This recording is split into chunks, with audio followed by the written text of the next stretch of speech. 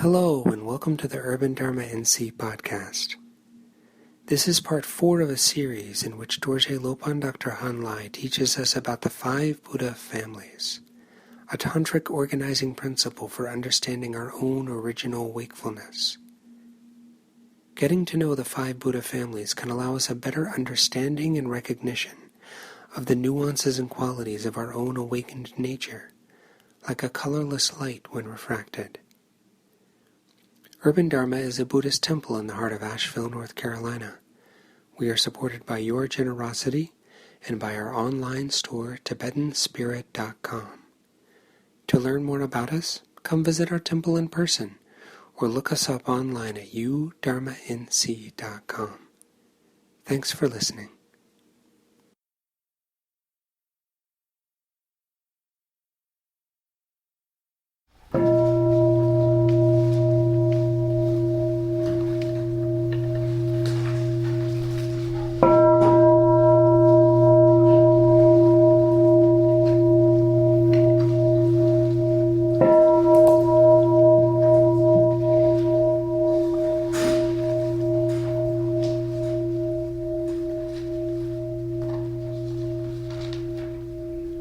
Page 1 in the yellow book.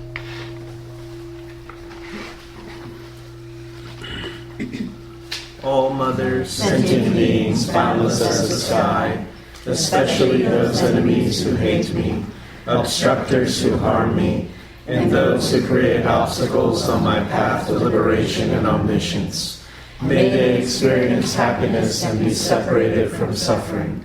I will quickly establish them in the state of the most perfect and precious Buddhahood. All mothers, sentient beings, boundless as the sky, especially those enemies who hate me, obstructors who harm me, and those who create obstacles on my path to liberation and omniscience, may they experience happiness and be separated from suffering. I will quickly establish them in the state of the most perfect and precious Buddhahood. All mothers, sentient beings, boundless as the sky, especially those enemies who hate me, obstructors who harm me, and those who create obstacles on my path to liberation and omniscience, may they experience happiness and be separated from suffering. I will quickly establish them in the state of the most perfect and precious Buddhahood. Thus, until I achieve enlightenment, I perform virtuous deeds with body, speech, and mind. Until death, I perform virtuous deeds with body, speech, and mind. From now until this time tomorrow, I perform virtuous deeds with body, speech, and mind. Page 6. In the Buddha, Dharma, and Sangha most excellent, I take refuge until enlightenment is reached. By the merit of generosity and other perfections, may I attain Buddhahood for the sake of all sentient beings. In the Buddha, Dharma, and Sangha most excellent, I take refuge until enlightenment is reached. By the merit of generosity and other perfections, may I attain Buddhahood for the sake of all sentient beings. In the Buddha, Dharma, and Sangha most excellent, I take refuge until enlightenment is reached. By the merit of generosity and other perfections, may I attain Buddhahood for the sake of all sentient beings. May all mothers, sentient beings, boundless as the sky, have happiness and the causes of happiness. May they be liberated from suffering and the causes of suffering.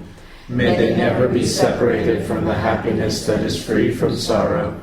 May they rest in equanimity, free from attachment and aversion.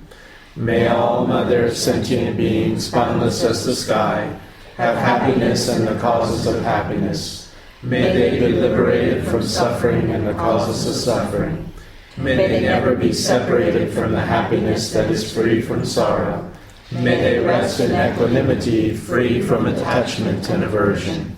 May all mothers, sentient beings, boundless as the sky, have happiness and the causes of happiness. May they be liberated from suffering and the causes of suffering.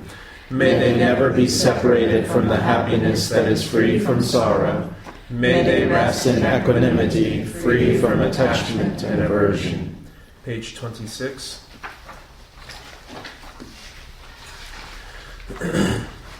Lord Vajradhara, Tilipa, Naropa, Marpa, Milarepa, Gampopa, Palamojupa, Jitansumba, Venerable Guru possessing the three kindnesses, root and lineage Gurus, Idams, and Dharmapalas, pray please bestow blessings on my mind stream.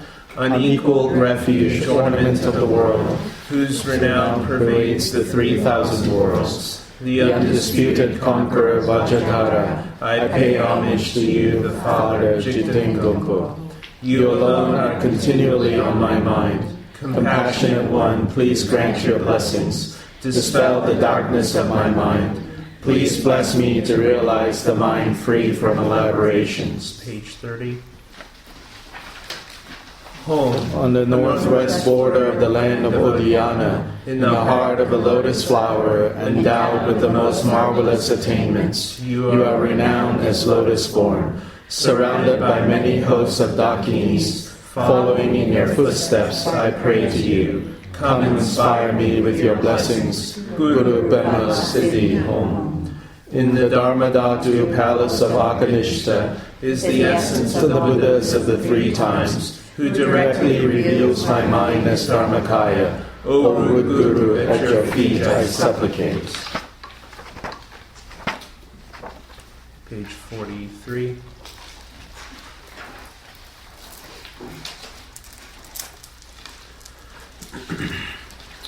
This ground, sprinkled with scented waters and strewn with flowers, adorned with the supreme mountain and 4 continents, I visualize as the Buddha land and offer it.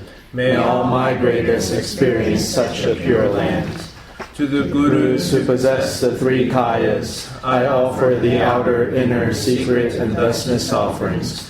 With my body, wealth, and all phenomenal existence, please grant the unsurpassed supreme attainment. Whatever slight virtue I may have gathered through prostrations, offerings, confession, rejoicing, requesting, and beseeching, I now dedicate it all to complete awakening. Om Guru Deva Kini Ratna Mandala Pratija Soha. Please turn the wheel of Dharma of the greater, lesser, and common vehicles in accordance with the dispositions and mental capacities of sentient beings. Good afternoon and welcome back to our 3 Sundays that we will kind of briefly look at this very important kind of organizing principle within the Vajrayana system or the Vajrayana level of the Buddha's teachings. So of course we always say that when we engage in Dharma practices, and really think about it, not just Dharma practices. If you think Dharma practice is something that begins when you sit on a cushion, or when you light some incense, or you burn some candles. So in that sense, it's not just Dharma practice, if you think Dharma practice is just that. But everything that we do, we should do it with the supreme motivation. And the supreme motivation is summarized by this phrase called bodhicitta. Chitta is mind or heart, and bodhi is awaken or awakening. So the relative aspect of bodhicitta is the wish, the desire to free all beings from confusion. Confusion being the cause of beings wandering and being lost in the cycle of birth and death. So this is the relative aspect of this bodhicitta. And by relying on this relative aspect of bodhicitta, then we can all achieve the absolute aspect of bodhicitta, which is the very state of being awakened, the perfect completion of the trainings in wisdom and in merit. And so that is should really inform and be the driving force for all our actions. Of course, right now, barely any of our actions are actually motivated by that. And it's just being honest, If you feel a little bit awkward or self-conscious, finding yourself saying, I'm going to go to Urban Dharma this afternoon for the sake of all beings. And you look out and you go, oh my gosh, such a nice day. What am I doing inside? Oh, for the sake of all beings, okay. If it feels awkward, then I think the Dharma is working then, if it feels awkward. Because then, that means you're saying, I don't think I'm doing what I'm said I would like this to be, but I'm trying. That's good, So don't ever feel like because it feels awkward to generate bodhicitta, therefore I'm not going to generate it. I'm not going to try to produce that mind. If it's really spontaneous, then really there's no need to train in it. That's why we call this training, right? It's like saying that, I can't run like the marathon runners, so I'm not going to run. If you don't train, you can't run like marathon runners. Or it's like saying, to take medicine is so that you would be well. Since I'm not well, I'm not going to take it. So bodhicitta, has to kind of be that driving force. And there's also many reasons why bodhicitta is expedient, although we should not speak of bodhicitta as expedient. But if that's where you are, then that's where you are. Then you can see that it's actually expedient to have bodhicitta be the driving force. Then it will prevent like little obstacles and little things that get in our way to whatever action it is that we're performing, to let these little obstacles, little problems, little distractions not prevent us from doing the good that we plan to do. And it will also prevent us from giving up. It's too difficult. We think in terms of for the benefit of all beings. And so that's bodhicitta.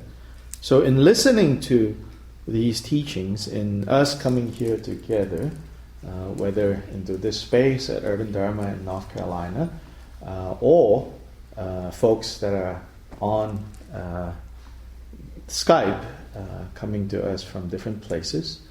I think we might have some people from South America right now and some people from the other coast. So good to have you all too.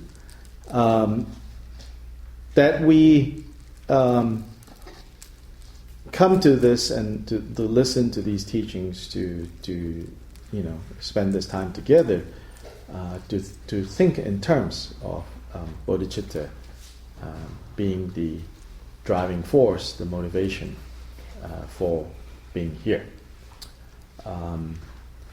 Then a few things to point out. When we started this, we did some recitations. So the recitations, for those of you who are unfamiliar with them, the first recitation on page 1 is aspiration bodhicitta. Then the second recitation is engagement bodhicitta on page 2.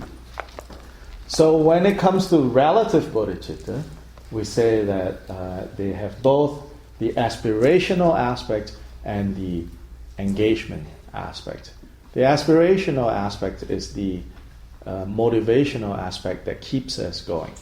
The engagement aspect is the actual engagement, the actual carrying out of that vow or that desire.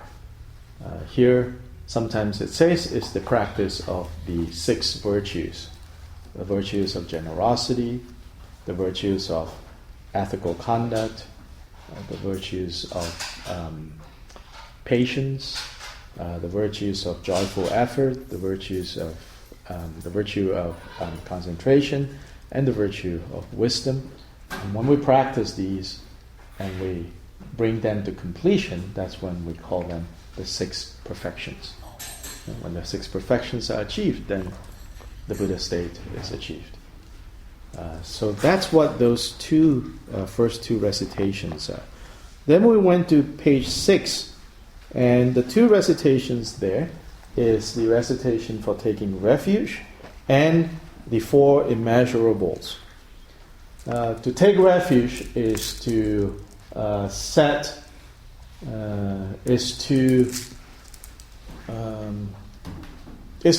taking refuge. Well, there's many ways to explain that, but one way to think of what taking refuge means is to have a reliable, trustworthy reference point, so that we begin to orientate our lives towards that reference point,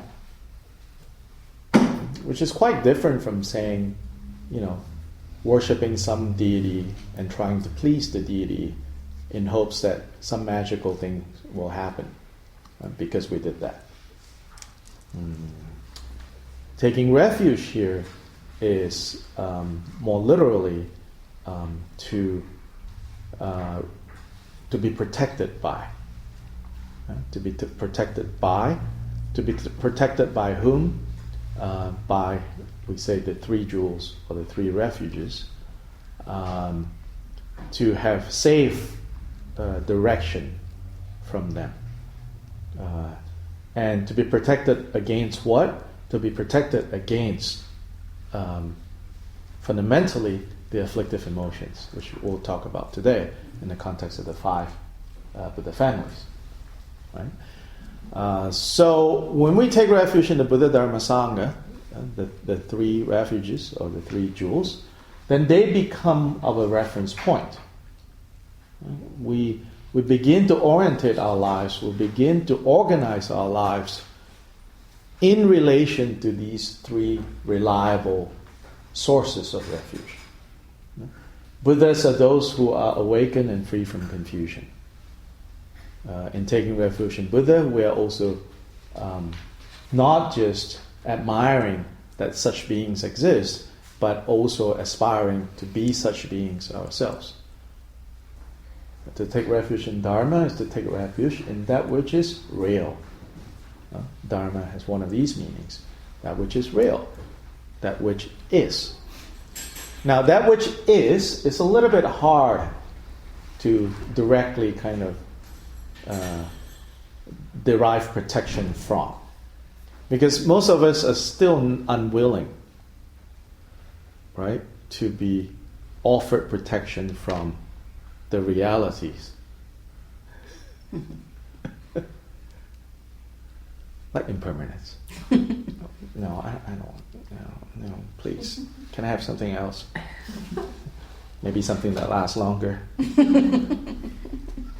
So here we're still unwilling to be protected by that which is real, which is everything is momentary existence. So then we have to rely on contrived teachings, words and phrases that Buddhas use to teach us. So since we are unwilling at this point to really be protected by that which is real, that is just is, then we're stuck with 3 of this, 4 of that, 5 of this, 5 of this in this context, 5 of that in that context. Wait, what was the 5 again? Could you repeat that again? And all the way to 108 and 84,000 and all of that. All these kind of contrived. But not all contrivances are equal. Some contrivances lead us further into a thicket of views, or into all these knots. And other contrivances are skillfully given and used by the awakened ones, by the Buddhas, to unravel, to untie the knots. And so then we rely on Dharma as in the kind of organized and formal teachings of Buddhists until we're able to just rely on what is. But that's okay. Later. Sangha. Sangha are those who have actualized enough of these teachings so that they are irreversible in their trust in that which is real. Whether men or women, old or young, it's hard to say. Appearances are deceiving. So there are those who have relied on these teachings of Buddha and have achieved at least the level of no more falling back. They're not quite arrived yet at the other shore, but they're no longer turning back. No backtracking. Irreversible. They have been established in that state of certainty of what is, which is suchness, of thusness, what is. So that's the Sangha. Of course, conventionally we talk about a gathering of fellow practitioners as Sangha. That we can rely on, but don't take refuge in. Because I don't know about the rest of you, but me as part of that Sangha, I can guarantee you I will disappoint you. And so you can't take refuge in things that still have the potential to disappoint you. So only Buddha, Dharma, Sangha. So Sangha in that sense of those who have reached that state of irreversibility. So we take refuge in that. So then the next thing, the four immeasurable minds over here is loving kindness, compassion, joy, and equanimity. So these are said to be the four immeasurable minds. Immeasurable minds in that we generate these feelings towards immeasurable beings. Therefore, they become immeasurable minds. And they are the kind of the basis of bodhicitta. They are the basis of bodhicitta. These four immeasurable minds. Without them, our practice of, say, the wisdom teachings can sometimes be kind of dry. So these kind of are the moisture that we introduce into our practice. Yeah? Because, emptiness, no self, impermanence, that's all kind of dry. But those are is what it is. But these four immeasurables kind of adds, moisture to our practice. It gives a different quality. But in the end, they are basically the raw material for cultivating bodhicitta. So these are the four immeasurables here. Then from there, we went to page 26, which is the abbreviated lineage prayer. So the lineage here is referring to a particular succession of teachers and students who eventually become teachers themselves. So this succession, sometimes called this golden rosary, from generation to generation, that we supplicate them. And here, one particular lineage is given. So this list on 26 ends with, insofar as names are concerned, ends with this name, Jigten Sumgan. So this lineage is the Drigungkagyu lineage. Drigungkagyu lineage is the lineage in which I am a part of, and a number of people here are. And of course, it's not at all saying that there's only one valid lineage. The point of lineages is not to assert the superiority of one over the other. The point of lineage is to, among other things, of course, the traditional teachings talk about how the blessings come through this uninterrupted line of teachers and students. But I think another way of understanding this, not instead of, but to further kind of help us appreciate this notion of lineage, is I think this is sort of a difference between learning the Dharma as words and letters and ideas, words, letters, ideas, and concepts, on the one hand, and that would be learning the Dharma without a lineage, and learning the Dharma within the context of a lineage. And so without the lineage, personally, I don't think the point is so much that you're reading from a book and you didn't hear it from someone.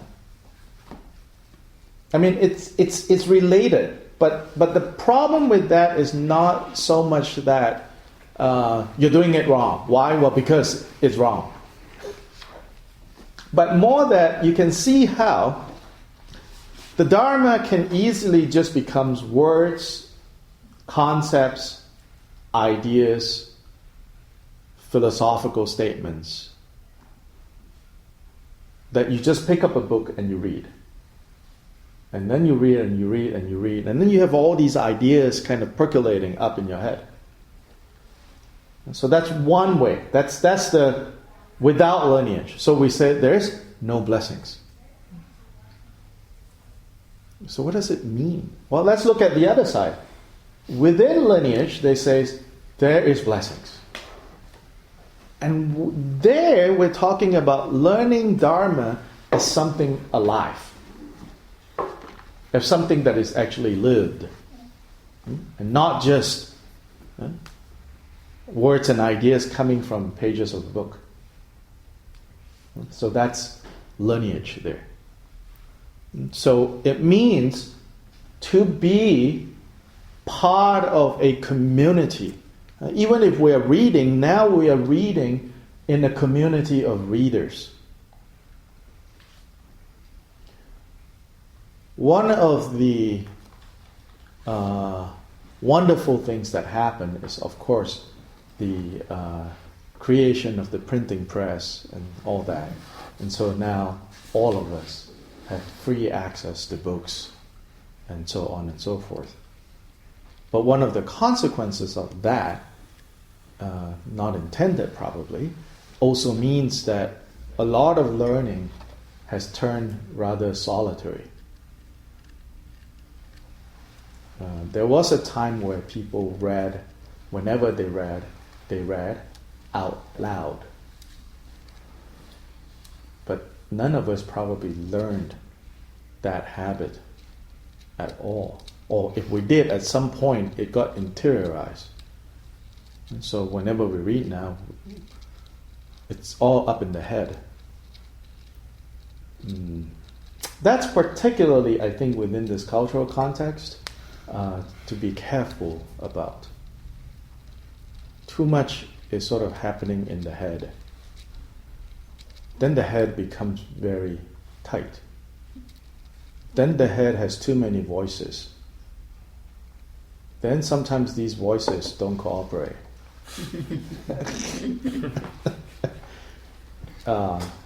But when you read, when you learn within the context of a community, that is part of the sense of being part of a lineage. And so now you have a community of readers. You can't go off in a tangent and come up with, again, there's much to be said about that. A lot of discoveries have happened because people were allowed to think outside the box. But there are consequences to people allowed to think outside the box. People also think themselves into very, very dark places and can get out. So just, both the pros and the cons of different modes of learning and transmission and all of that. So the emphasis on this lineage is so that we are connected to something that is alive. We say that the life force is there.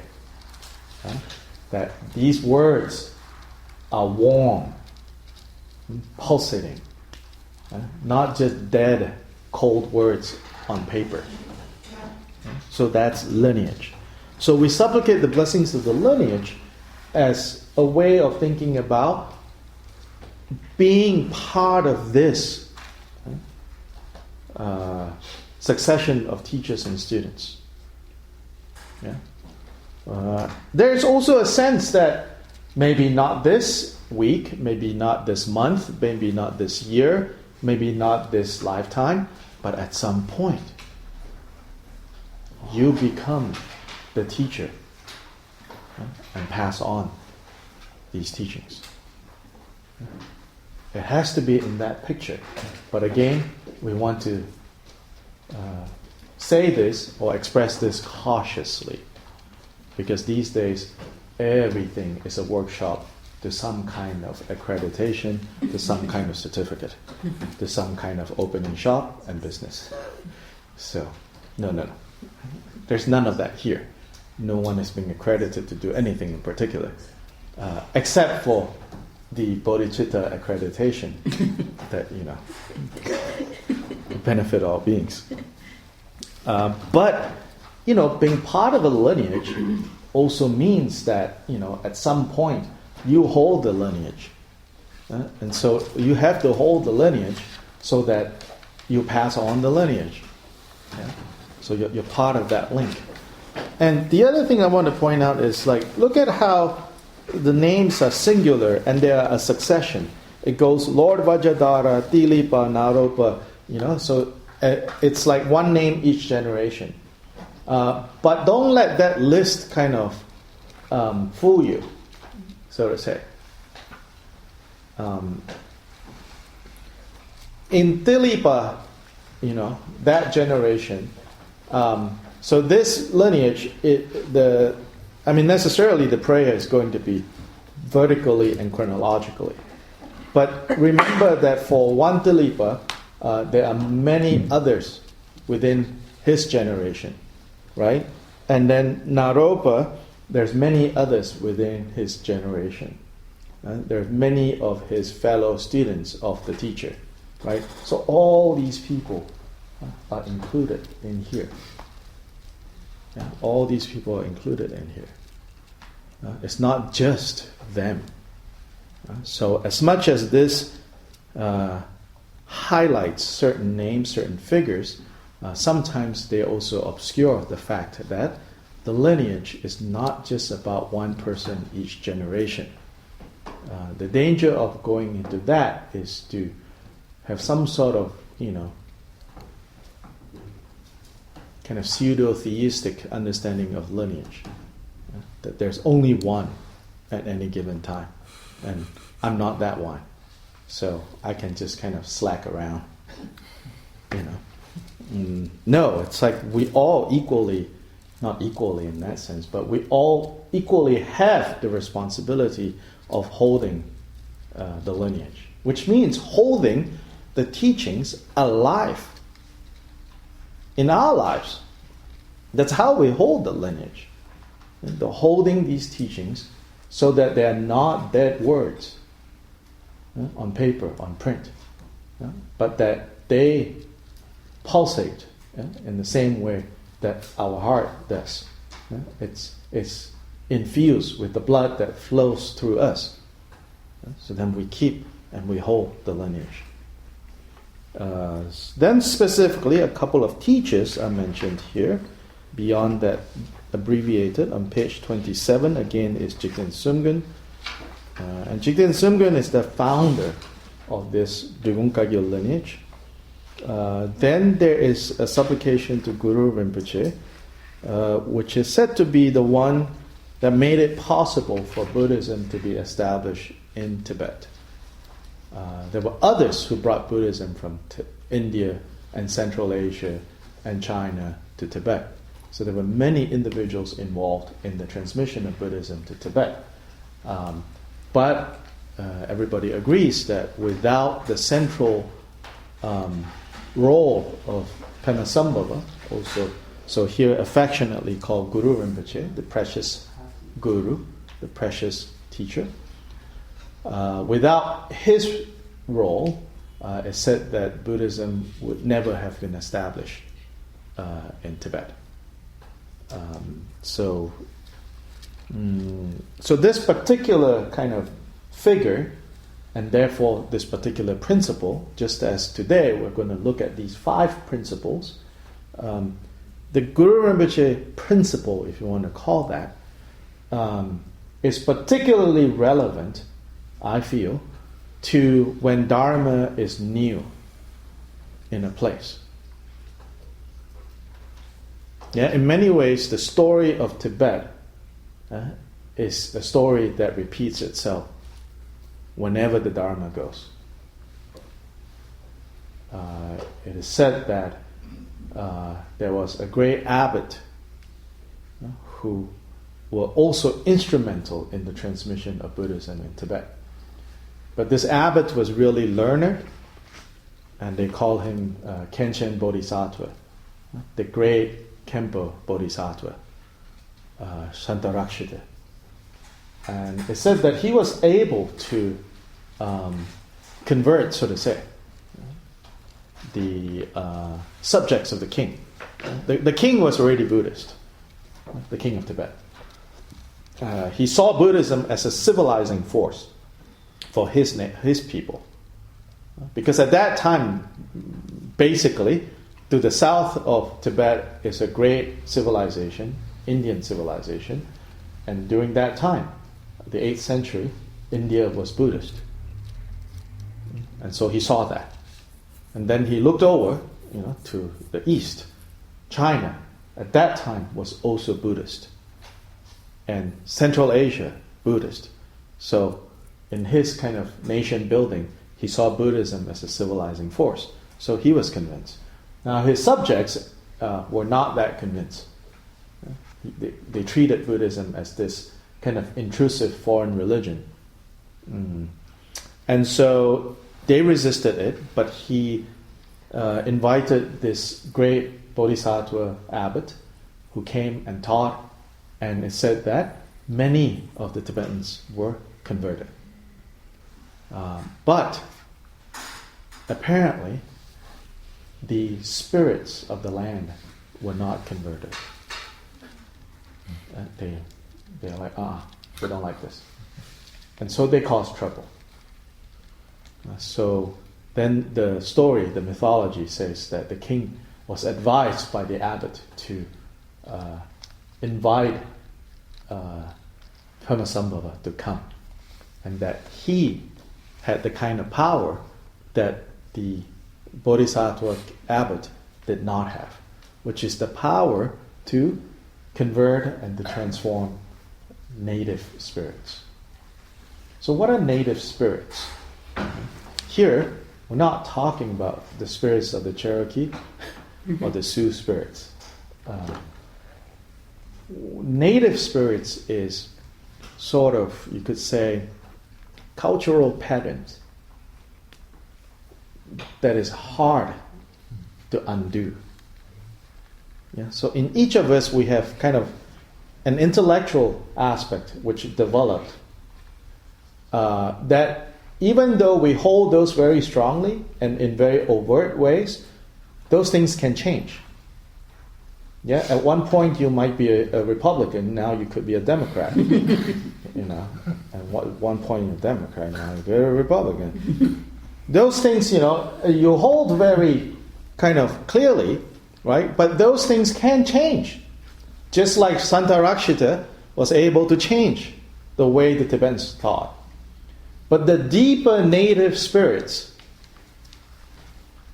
that needs a different kind of conversion. There's like the very deep types of neurosis that are so subtle, but harder. And in Buddhist philosophy, there are equivalents to this, the two obscurations.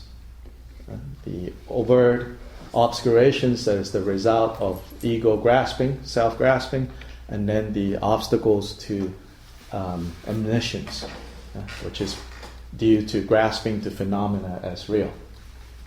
These are the two levels, the overt and the subtle. So these native spirits resist. So you need a crazy siddha like Pema and his activities.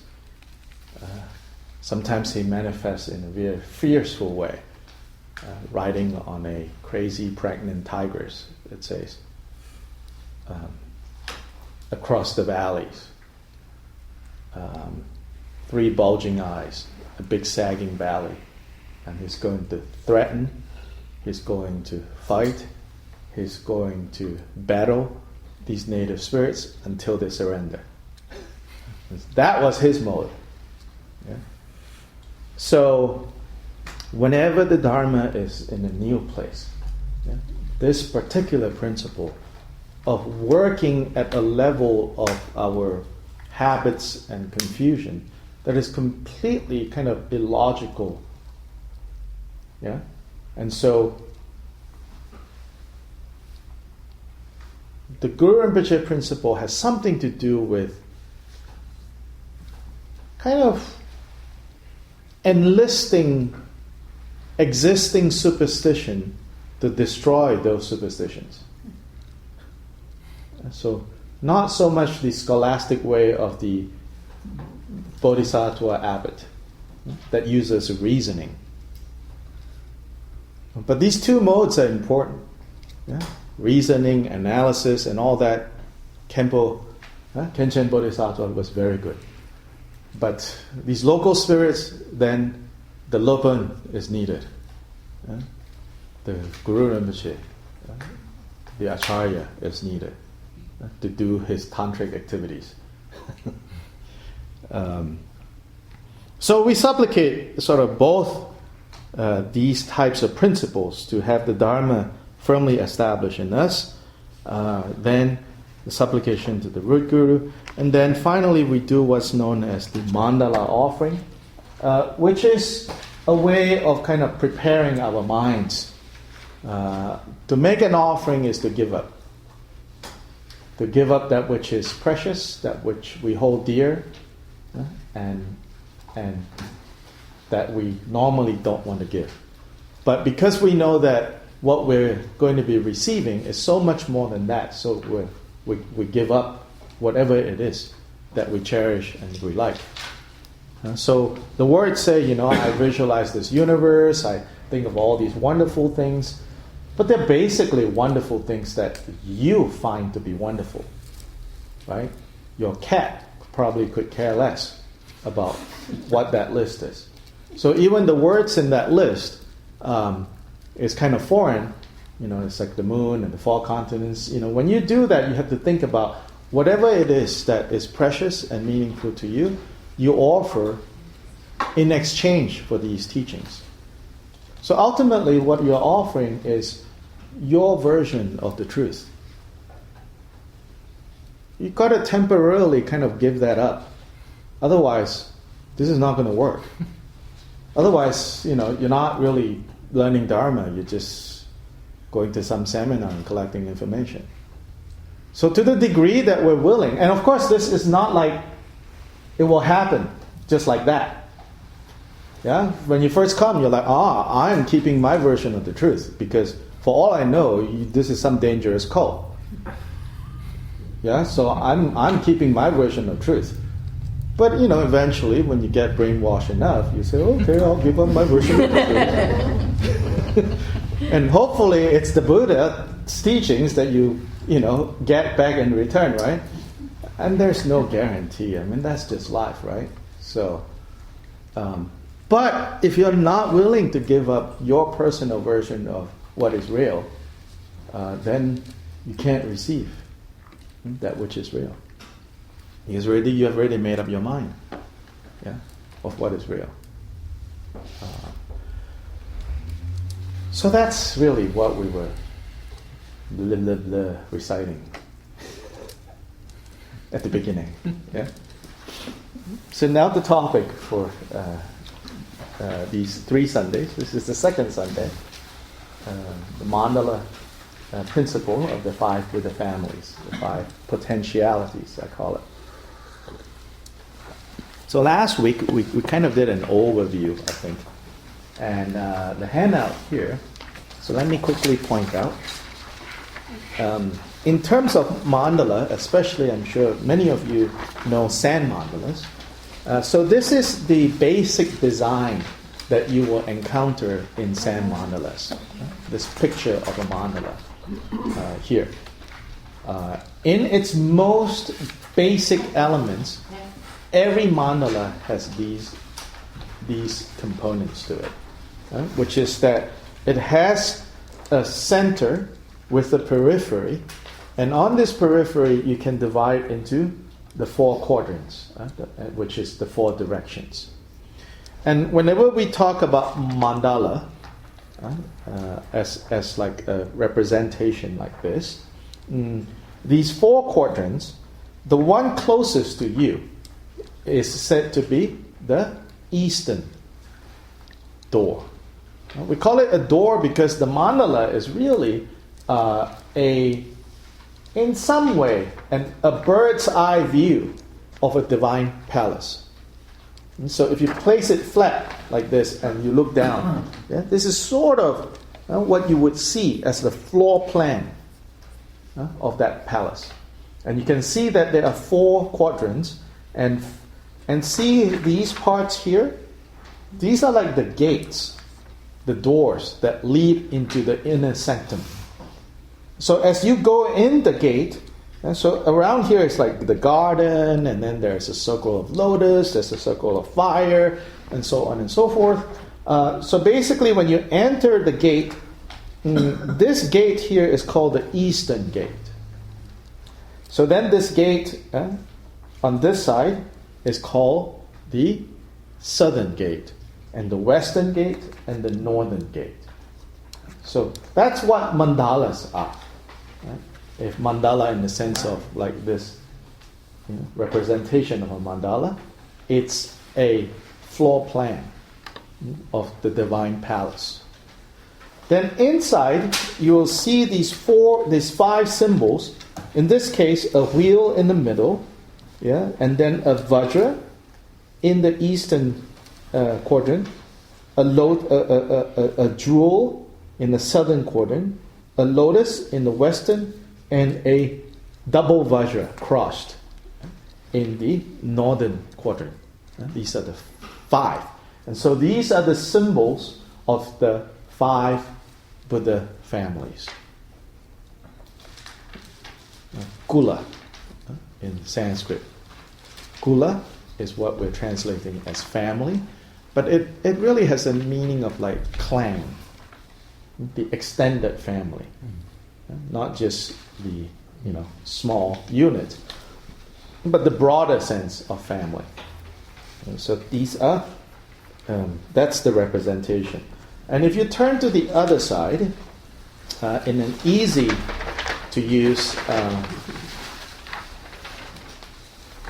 of the mandala are the basic principles and the basic categories that you can map onto these 5 groups.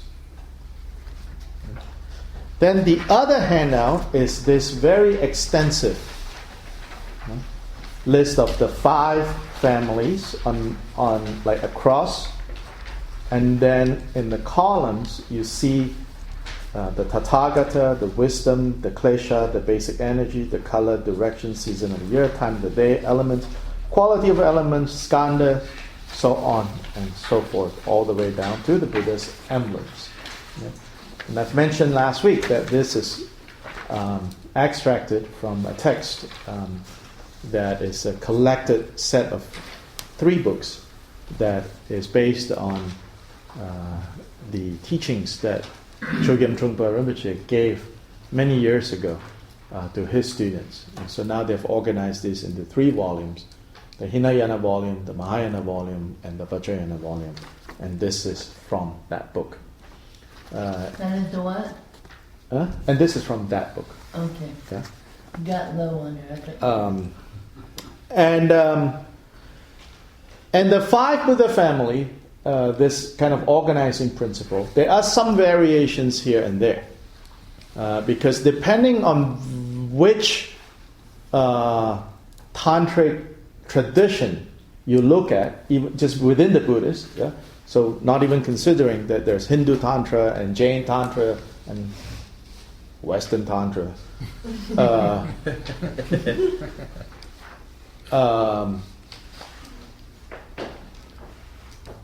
In Buddhist Tantra itself, different Tantras have slightly different system. And the main difference is between the central and the eastern. Sometimes those are flipped. Sometimes those are flipped. So that which is, like in this case, that grouping that you find in the central, sometimes is moved to the eastern quadrant, and the eastern set of qualities is moved over to the central. So that's the basic kind of sometimes the difference that you'll find is between those 2 groups. Now, of course, as they say, there are no lines in nature, right? And I always butcher this one. The guy who founded the Sierra Club, yeah, they published a really good handbook, right, about birds. Yeah, there's a saying like, between the bird and the book, trust the bird. Yeah? Between the bird and the book, trust the bird, right? So observe, the bird, and if it doesn't match the book, then the book is wrong, not the bird. Audubon? Oh, Audubon, maybe. Yeah, maybe not Sierra Club. Yeah, Audubon. Yes, yeah. See, I always butcher. I told you already. So, likewise here, we shouldn't be too rigid about this. I'm telling myself, Terry knows why. There's some deity discrepancy that I'm finding in a set of practices, and it's keeping me up awake. Like, wait, you're not supposed to be here. You're supposed to be over there. But these are just, devices. Again, remember back to what I said, that if we can simply take refuge in Dharma as in what is, then we don't need all these categories and lists and all of that. But the thing is, we can't. So then we have to come and look at these lists and these categories, because it helps us to organize our understanding of what the heck is going on. But it's not like Buddhas are walking around, with these 5 boxes in their heads. Or hearts, and they go about, kind of like, typecasting everyone they see. Not at all. And so these principles, again, are not to be taken as if that, your tendency might be to want to think, am I, this family, or am I that family? Or, if it's like one side of my psyche, lotus, and another side is vajra, and it's not exactly meant to do that kind of organizing. Although, as an expedient, there are certain empowerments, like the Kala Chakra or things like that, whereby it is said, now you go throw a stick into the mandala, and wherever the stick lands, or wherever the flower lands, that is your type. That is the family that you need to work on. Yeah? Sometimes there are things like that. But these are never taken that literally. Never taken that literally. It's just understood as, in theory, you do that. So we should not approach these, in such a rigid way. Yeah.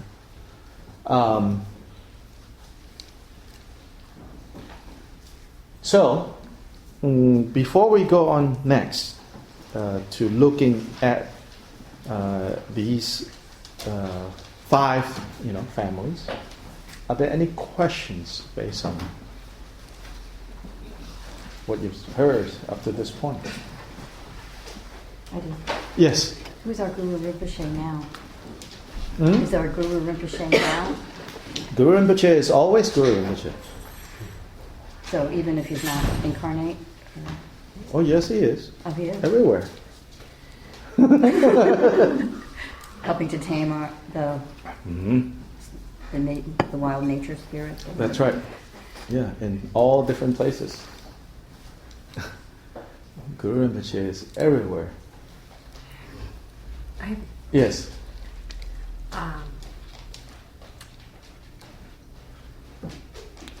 It seems I come across maybe some, what's that term? Somebody really only believes in themselves. Uh-huh. And it doesn't seem they can get out of that. Yeah. But their heart is still right, but they may be in one of these families who are really stuck. Mm-hmm. And in that way, that's where he's plagued in that family, or that person that is...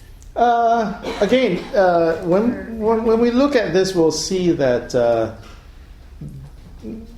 these 5 families are like aspects of being where there are contaminated states, a mix of contaminated and purified, and then fully purified. Yeah, so I think if I understood you correctly, you're thinking about like certain persons, whether yourself or others that you've observed, might have a particular kind of afflictive emotion that is very strong, and so they're stuck. So that's stuck in that family, so to say, in a contaminated aspect. So in a way, they can start, or if they don't want to, we can imagine them starting with that particular set of neurosis associated with that family and purify it from there. Mm-hmm. But it's not, what I want to say is that it's not quite used in that way where you kind of primarily think that that's the only set of problems that you have. Because you have more than that, that's for sure. In some systems, they say there is like 100 Buddha families. Okay? You begin to see that, it's really just, 5 is like not too big and not too small to talk about. It highlights the major types of craziness that we have. And also, as well, the 5 basic types of wisdom that we have. There are also hundreds of wisdoms. And let's not forget, it's not just craziness that is hundreds of types. Wisdoms, there are also hundreds of types. Yeah. Yes? I have a question about applying the mandala, and it came up reading in Not for Happiness this week, and I just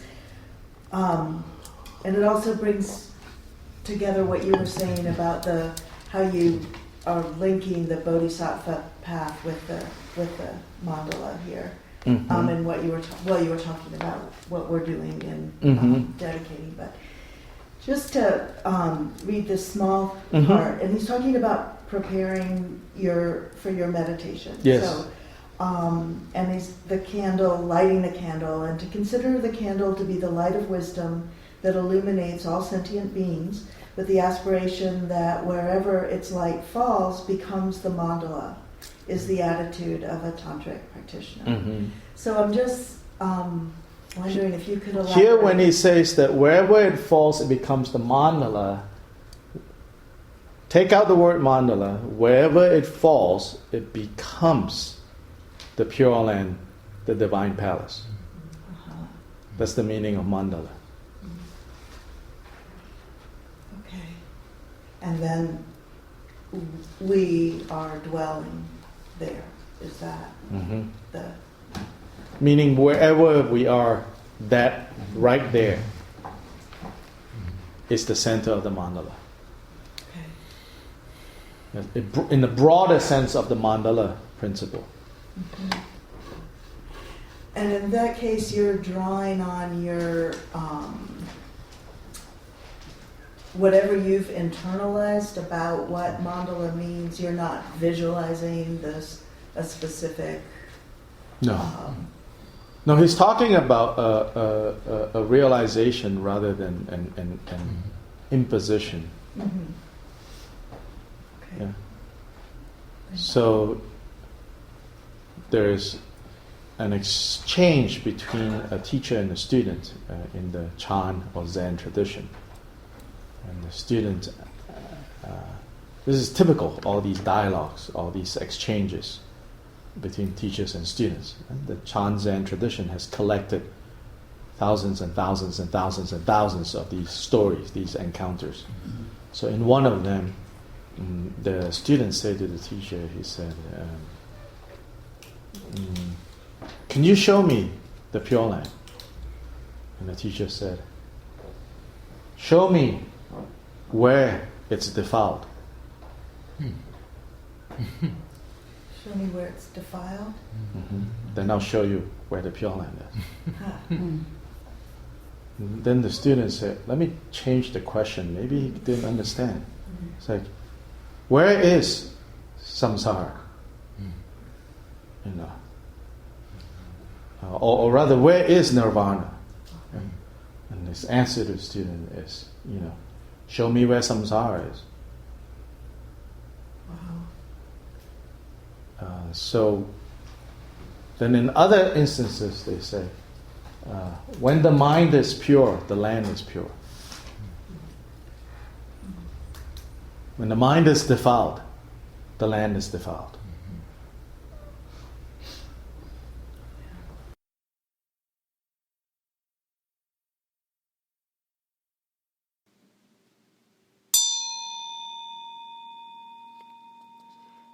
Thank you for listening to the Urban Dharma NC podcast.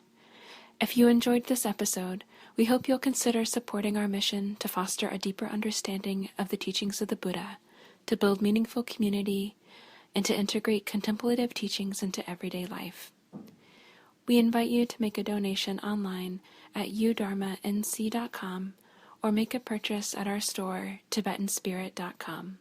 Thank you. May all beings benefit.